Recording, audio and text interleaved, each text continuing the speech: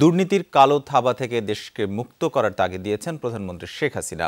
সকালে স্বরাষ্ট্র মন্ত্রণালয় পরিদর্শনে গিয়ে তিনি বলেন, মাদক নির্মূলে কঠোর অবস্থান অব্যাহত রাখতে হবে। জঙ্গিবাদ প্রতিরোধে সংশ্লিষ্টদের অভিযান অব্যাহত রাখার নির্দেশ দেন তিনি। বলেন, আত্মসমর্পণের মাধ্যমে দস্যুমুক্ত সুন্দরবন স্বরাষ্ট্র মন্ত্রণালয়ের বড় সফলতা। টানা তৃতীয় দফায় দায়িত্ব নিয়ে প্রধানমন্ত্রী হিসেবে স্বরাষ্ট্র মন্ত্রণালয় পরিদর্শন করেন শেখ হাসিনা। সকালে সচিবালয়ে মন্ত্রণালয়ের বিভিন্ন বিভাগের প্রধানদের সঙ্গে মত বিনিময় করেন তিনি। সভার শুরুতেই প্রধানমন্ত্রীকে স্বাগত জানান স্বরাষ্ট্রমন্ত্রী।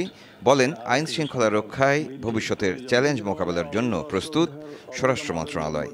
প্রতিশ্রুত 2 দফায় আমরা ৮২,০৩১টি পদ সৃজনের মাধ্যমে যারা সেবা দেবে তাদের যে সমস্যাগুলি, সেই সমস্যাগুলি তো আমাদের দেখতে হবে, সেগুলো আমাদের সমাধান। আইন শৃঙ্খলা বাহিনীতে নতুন জনবল নিয়োগের বিষয়ে সুনির্দিষ্ট প্রস্তাব চান প্রধানমন্ত্রী।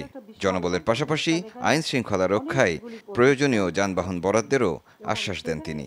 কত জনবল আপনার রাজস্ব খাতে প্রয়োজন, সাথে সাথে সেটাও কিন্তু এখানে উল্লেখ করে দেওয়া দরকার, যাতে আমরা। এ সময় সমাজ থেকে অপরাধ নির্মূলে সংশ্লিষ্টদের আরও তৎপর হওয়ার আহ্বান জানান শেখ হাসিনা। বলেন, বিদ্যমান সামাজিক সমস্যা ও অপরাধ নির্মূলে তার কঠোর অবস্থান অব্যাহত থাকবে।